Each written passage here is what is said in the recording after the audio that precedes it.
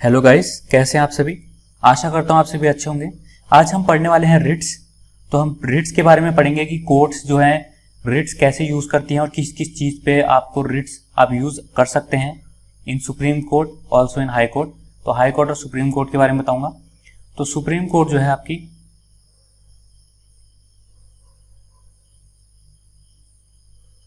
Article 32 के तहत writ use करती है, और जो हाई कोर्ट है आपकी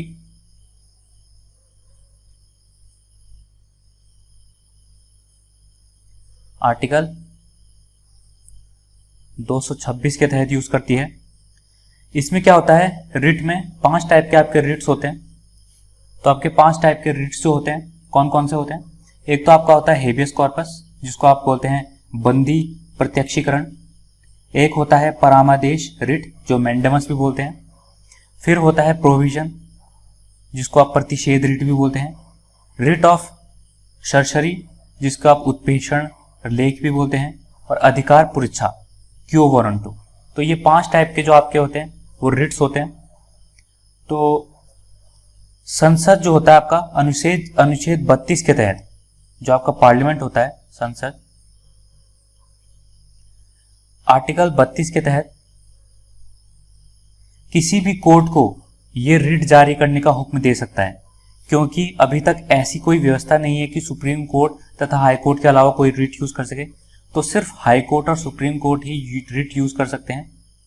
सुप्रीम कोर्ट और हाई कोर्ट ही रिट यूज कर सकते हैं। लेकिन संसद जो है आर्टिकल 32 के तहत क्या कर सकता है, जो आपके डिस्ट्रिक्ट कोर्ट हैं या आपके छोटे कोर्ट हैं, इनको भी पावर दे सकता है कि वो रिट यूज कर सकें। अब रिट जो है कहां से आया है, तो ये अंग्रेजी कानून से लिया गया है, जो ब्रिटेन है। इसका नाम होता था विशेषाधिकार रिट, पैरोगेटिव रिट भी बोलते हैं इसको।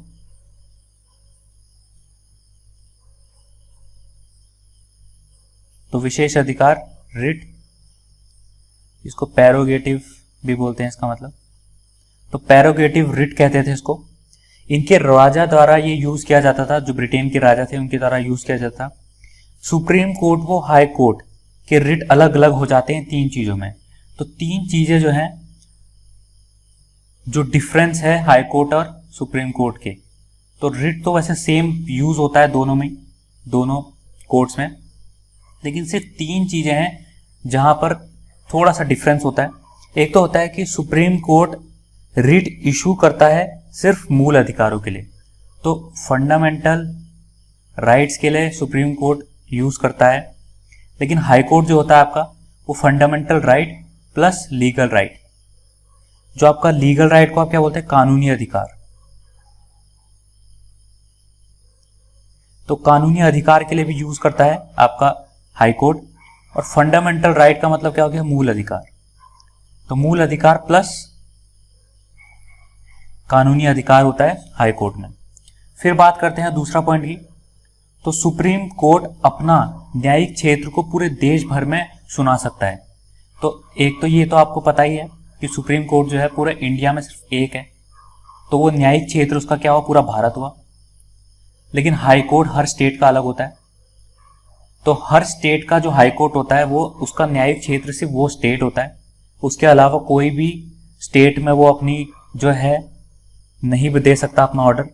तो यही बोला गया है कि सुप्रीम कोर्ट का जो न्यायिक क्षेत्र होता है वो बड़ा होता है, पूरा भारत, और इसका होता है राज्य। तो ये डिफरेंस है दूसरा। और तीसरा डिफरेंस क्या है, तो तीसरा डिफरेंस है कि सुप्रीम कोर्ट अपने रिट न्याय क्षेत्र को नकार नहीं सकता। तो क्या होता है, सुप्रीम कोर्ट में अगर किसी ने रिट दायर की तो सुप्रीम कोर्ट उसको नकार नहीं सकता, उसको मना नहीं कर सकता, उसको कंपलसरी है कि वो रिट का जो है जवाब देगा। लेकिन जो आपका हाई कोर्ट है उसके लिए विवेकानुसार है, डिस्क्रिशनरी पावर है उसकी, मतलब वो उसको नकार भी सकता है और हाँ भी कह सकता है। तो इसके लिए जो है रिट कंपलसरी नहीं होता, रिट जो है इसके लिए जरूरी नहीं होता है, नकार भी सकता है। तो इस तरह सुप्रीम कोर्ट को मूल अधिकारों का रक्षक कहा गया है। तो मूल अधिकारों का असली रक्षक कौन होता है, सुप्रीम कोर्ट होता है, और गारंटी देने वाला भी उसी को बनाया गया है। अब बात करते हैं विभिन्न प्रकार के रिट्स के बारे में। तो रिट्स जो होते हैं विभिन्न प्रकार के, इनके बारे में बात करते हैं।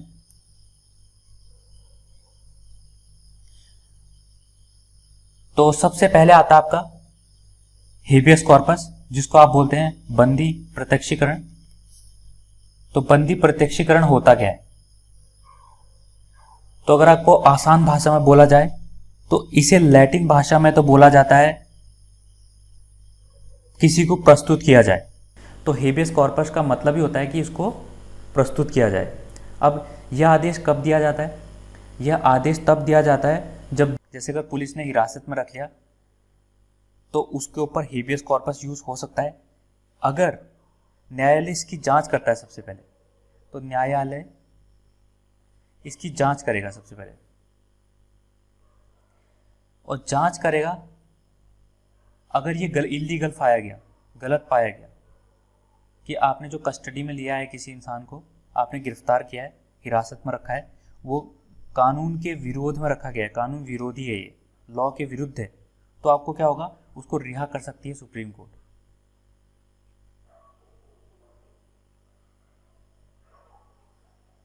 तो ये क्या होता है?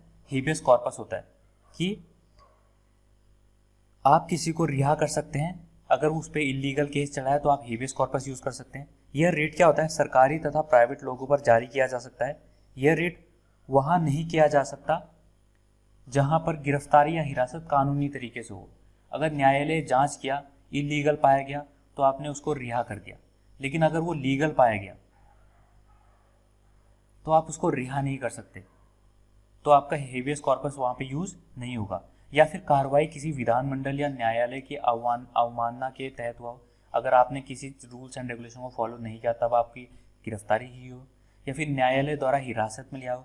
अगर न्यायिक जांच हुई हो और फिर न्यायालय ने हिरासत में लिया हो, हिरासत न्यायालय के न्यायिक क्षेत्र से बाहर हो, या फिर न्यायिक क्षेत्र से बाहर हो। अगर हाईकोर्ट आपका है आसाम का और उस पर केस चला हेबियस कॉर्पस का और वो चला महाराष्ट्र का, तो वो चलेगा नहीं, क्योंकि महाराष्ट्र का हाईकोर्ट आपके आसाम के हाईकोर्ट के साथ नहीं कर सकता। आपके आसाम का केस आसाम के हाईकोर्ट संभालेगा और महाराष्ट्र का महाराष्ट्र। तो ये पॉइंट्स हैं कुछ। तो हेबियस कॉर्पस का मतलब बहुत ही सिंपल हो जाता है कि अगर किसी को किसी ने गिरफ्तार कर लिया और वो इलीगल तरीके से किया है तो आप उस पर केस कर सकते हो हेबियस कॉर्पस के द्वारा। हेबियस कॉर्पस से क्या होगा? जो आपकी सरकार, जो आपकी सुप्रीम कोर्ट होगी, वो उस चीज़ को, उस व्यक्ति को, आप सरकार बोलेगी कि आप इसको प्रत्यक्ष रूप से दिखाइए। आप फिर उसकी न्यायिक जांच होगी। अगर वो गलत पाया गया, इलीगल तरीके से उसको रखा गया है व्यक्ति को बंदी बनाकर, तो फिर उसको क्या हो? रिहा कर दिया जाएगा। फिर बात करते हैं मैंडेमस की, परामर्श। तो परामर्श क्या होता है? इसका शाब्दिक अर्थ है हम आदेश देते हैं। तो आदेश किस चीज़ के देते हैं? यह आदेश कोर्ट द्वारा सरकारी लोगों को दिया जाता है और पूछा जाता है कि क्या उन्होंने इस कार्य को करने से मना कर दिया। अमेंडेमस तभी यूज होता है जब सरकारी लोग किसी काम को करने से मना कर दें।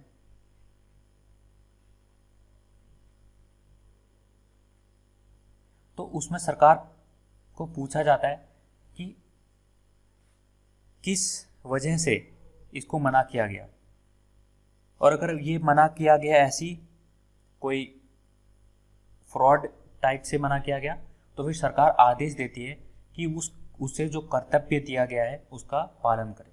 तो कर्तव्य का पालन करे। अब क्या होता है? यह किसी भी सरकारी कार्यालय, कंपनी, हाईकोर्ट, प्राधिकरण या सरकार से पूछे जा सकती है। तो किसी से भी आप पूछ सकते हो, जो भी आपकी गवर्नमेंट है, जैसे कि सरकारी कार्यालय हो गए, आपकी कंपनी हो गई, छोटे कोर्ट हो गए जो डिस्ट्रिक्ट कोर्ट होते हैं, या प्राधिकरण हो गई, या सरकार हो गई, आप इन सब से पूछ सकते हैं। लेकिन परामर्श किसके खिलाफ जारी नहीं किया जा सकता? तो प्राइवेट लोगों के खिलाफ आप या फिर कंपनी के खिलाफ आप परामर्श जारी नहीं कर सकते। ये सिर्फ सरकारी लोगों के लिए हो सकता है। तो पहली बात तो ये हो गई। दूसरी बात क्या है? दूसरी बात यह है कि ऐसे कार्यालय जो गैर संवैधानिक हैं, जो संविधान के अंतर्गत नहीं आते, आप उन पे नहीं कर सकते। भारत के राष्ट्रपति और गवर्नर पे आप परामर्श जारी नहीं कर सकते, भले ही वो सरकारी हैं, लेकिन आप गवर्नर और राष्ट्रपति के ऊपर परामर्श जारी नहीं कर सकते। फिर उच्च न्यायालय के कार्यकारी न्यायाधीश के विरुद्ध भी आप नहीं कर सकते। तो आपके जो चीफ जस्टिस होते हैं और जो हाईकोर्ट के न्यायाधीश होते हैं, आप उनके ऊपर परामर्श रिट नहीं लगा सकते। तो ये हो गया परामर्श। तो परामर्श क्या हो गया? कि आप कर्तव्य करवाना चाहते हैं किसी सरकारी लोग इंसान से, किसी ने फाइल अटका रखी है, कुछ कर रहा है और वो उसको आगे नहीं बढ़ा रहा है, तो आप परामर्श रिट लगा सकते हैं उसके ऊपर और उसको जवाब देना पड़ेगा कि वो उस कर्तव्य को अपने निर्वहन क्यों नहीं कर रहा है। तो ये हो गया परामर्श। फिर बात करते हैं प्रतिषेध रिट, प्रोहिबिशन। तो प्रोहिबिशन क्या है?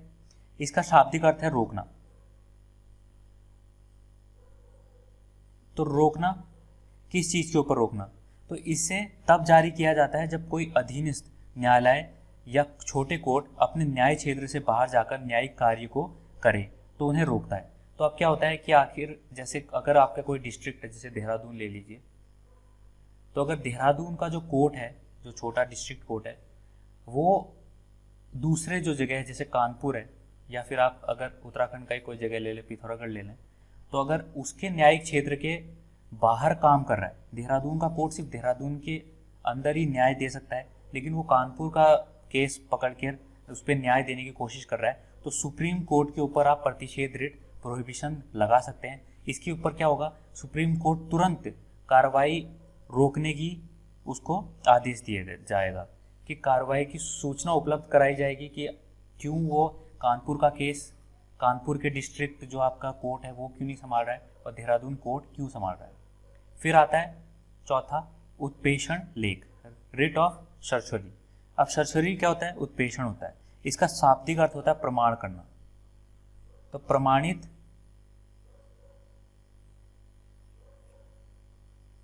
होना या सूचना। तो इसका मतलब क्या होता है? इसमें क्या होता है, जो अधीन न्यायालय होते हैं या अधिकरण होते हैं उनको लंबित किया जाता है किस बारे में? कि वो सीधा जो वो केस है जो उसने अपने अंडर ले रखा है लेकिन उसके ज्यूरिडिक्शन से बाहर है, वो जैसे देहरादून है, तो इन दोनों में डिफरेंस क्या होता है? जैसे देहरादून है, देहरादून वाले को हमने रोक लिया, हमने बोला कि केस आप आगे नहीं बढ़ा सकते, ये केस आपके न्यायिक क्षेत्र से बाहर है। लेकिन इसमें क्या होता है कि आपका जैसे देहरादून जो है आपका कोर्ट ने कानपुर का केस ले रखा है, तो इसको हम क्या बोलते हैं कि इसको हम रोकते तो हैं, इसको रोकते हैं, परंतु हम ये भी बोलते हैं कि इसको आप ट्रांसफ़र कर दीजिए कानपुर डिस्ट्रिक्ट कोर्ट में, तो इसको ट्रांसफ़र भी हम करवाते हैं ऑर्डर देके। तो इसमें क्या हुआ? प्रतिषेध जो आपका प्रोहिबिशन है, हम उसमें तो सिर्फ आपको रोकते हैं कि देहरादून कोर्ट को हम बोलते हैं कि नहीं, आप नहीं कर सकते, लेकिन इसमें क्या होता है, हम रोकते भी हैं देहरादून कोर्ट को और साथ में हम क्या करते हैं, सहायता भी करते हैं, हम सहायक भी बनते हैं और क्या करते हैं, ट्रांसफ़र भी करवाते हैं। तो ये होता है आपका उत्प्रेषण लेख, जो क्या होता है, रिट ऑफ सर्चरी। फिर बात करते हैं क्यो वारंटो। क्यो वारंटो क्या होता है? अधिकार परीक्षा। तो अधिकार परीक्षा का मतलब क्या होता है कि इसका शाब्दिक अर्थ होता है वारंट द्वारा या प्रतिगत द्वारा। तो वारंट द्वारा, अब वारंट द्वारा क्या? तो वारंट द्वारा क्या? इसे न्यायालय द्वारा किसी व्यक्ति द्वारा सार्वजनिक कार्यालय में दायर अपने दावे की जांच करता है। अब क्या हुआ, कोई ऑफिस है आपका, सरकारी ऑफिस, उधर पे कोई इंसान आया, उस ऑफिस में बैठ गया और वो बोलता है कि मैं यहाँ पे काम करता हूँ, तो इसकी जो जांच होगी वो कौन करेगी? सुप्रीम कोर्ट करेगी। और वो देखेगी कि किसी व्यक्ति द्वारा अगर लोक कार्यालय में बैठा है, अगर वो अवैध रूप से ऑफिस ग्रहण करता है तो उसे रोकता है क्यो वारंटो। तो क्यो वारंटो क्या होता है कि इस रिट को उस व्यक्ति के विरुद्ध जारी किया जाता है जो किसी ऐसे लोक पद, पब्लिक पोस्ट को धारण करता है जिसे धारण करने का अधिकार उसे प्राप्त नहीं है। और इस रिट द्वारा न्यायालय लोकपद पर किसी व्यक्ति के दावे की वैधता की जांच करती है। यदि उसका निराधार पाया जाता है तो उसे पद से निष्कासन कर दिया जाता है। इस रिट के माध्यम से किसी लोक पदाधिकारी को अपने अधिकार क्षेत्र से बाहर जाकर आदेश देने से रोका जाता है। तो ये होता है क्यो वारंटो। तो गाइज ये थे आपके 5 रिट्स, बहुत ही आसान रिट्स थे और आई होप आपको ये सब समझ में आ गया होगा। तो गाइज अगर आपको ये समझ में आया तो आप प्लीज़ इसे लाइक कीजिए, शेयर कीजिए, सब्सक्राइब कीजिए and thank you so much. God bless you all.